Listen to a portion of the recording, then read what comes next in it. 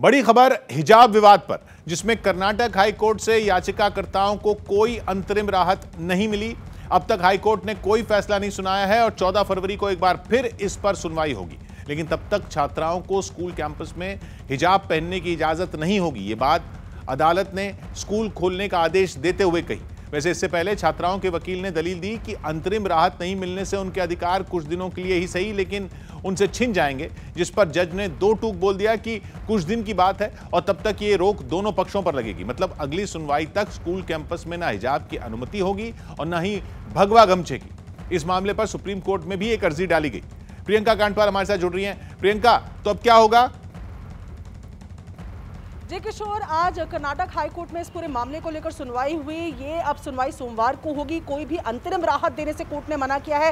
साथ ही ये भी कहा है कि जब तक सुनवाई नहीं चल रही, फैसला नहीं आ रहा है, तब तक किसी को भी कॉलेज में धार्मिक वस्त्र पहनकर आने की इजाजत नहीं है। इतना ही नहीं, ये मामला सुप्रीम कोर्ट में भी पहुंचा, लेकिन सुप्रीम कोर्ट ने कहा कि ये मामला पहले ही हाईकोर्ट में चल रहा है। ऐसे में हाईकोर्ट क्या अंतिम राहत देती है या नहीं, उसके बाद इस पर सुप्रीम कोर्ट विचार करेगी। तो हिजाब विवाद सुप्रीम कोर्ट पहुंच गया।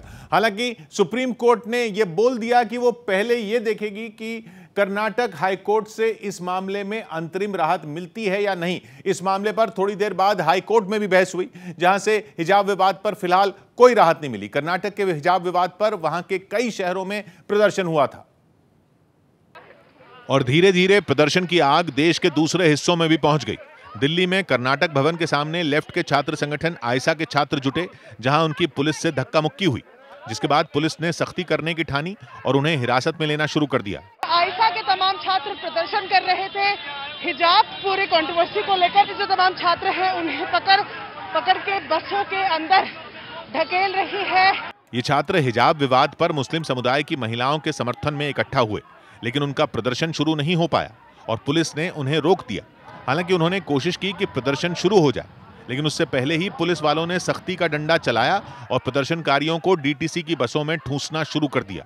खींचतान के बीच एक लड़की ने पुलिस पर बदसलूकी का आरोप लगा दिया। मेरे कपड़े उतारने की कोशिश कर रही है दिल्ली पुलिस। कर्नाटक के हिजाब विवाद पर एक दिन पहले भी देश के कई हिस्सों में प्रदर्शन हुआ था, जिनमें महाराष्ट्र के कुछ जिले भी शामिल हैं। वहां के बीड में तो हिजाब के समर्थन में पहले हिजाब फिर किताब नाम की मुहिम तक शुरू हो गई और जगह जगह इस मुहिम के समर्थन में पोस्टर लगा दिए गए, जिन पर बड़े बड़े अक्षरों में स्लोगन लिखा दिखा, पहले हिजाब फिर किताब। हम कोई बात करना नहीं चाहते, हम सिर्फ हमारा राइट मोहब्बत से कायदे के चौकट में डॉक्टर बाबा साहब अम्बेडकर के संविधान से माध्यम से हम मांगना चाहते हैं। कर्नाटक का हिजाब विवाद अदालत में है और राज्य सरकार को फैसले का इंतजार है। इस बीच हिजाब विवाद पर सियासी पार्टियों के बयान भी लगातार आते रहे। यूपी के सहारनपुर में चुनावी सभा के दौरान प्रधानमंत्री ने भी मुस्लिम समुदाय की महिलाओं के अधिकारों की बात की और आरोप लगाया कि विरोधी उन्हें भड़का रहे हैं। सहारनपुर की रैली में पीएम ने हिजाब विवाद के बारे में तो कुछ नहीं बोला, लेकिन इशारों इशारों में यह जरूर कह दिया कि विपक्ष मुस्लिम समुदाय की महिलाओं को बीजेपी के खिलाफ करने की कोशिश कर रहा है। वो लोग मुस्लिम बहनों को बरगला रहे हैं ताकि मुस्लिम बेटियों का जीवन हमेशा पीछे ही रहे। यही नहीं, पीएम ने विरोधियों पर तंज कसा कि जब मुस्लिम समुदाय की महिलाएं उनकी तारीफ करती हैं तो वो परेशान हो जाते हैं। उनके पेट में दर्द होने लगा।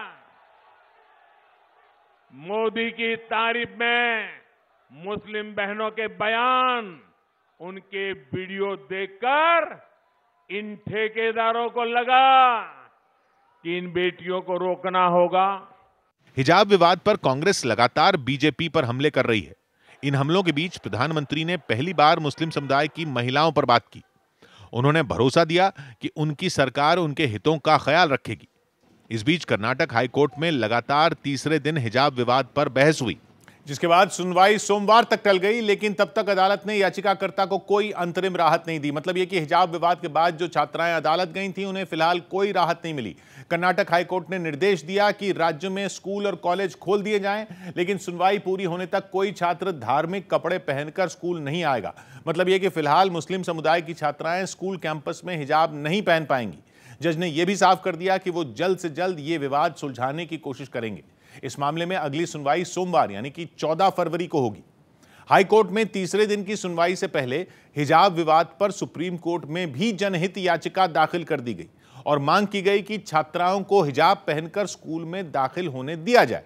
लेकिन सुप्रीम कोर्ट ने दो टूक बोल दिया कि यह मामला कर्नाटक हाई कोर्ट में है और अदालत यह देखना चाहती है कि वहां से कोई अंतरिम राहत मिलती है या नहीं, क्योंकि इसी आधार पर वो ये फैसला करेगी कि सुप्रीम कोर्ट में इस मामले पर सुनवाई कब होगी। इस मामले पर कांग्रेस नेता और वकील कपिल सिब्बल ने सुप्रीम कोर्ट में दलील दी कि परीक्षा शुरू होने में कम समय बचा है और स्कूल बंद कर दिए गए।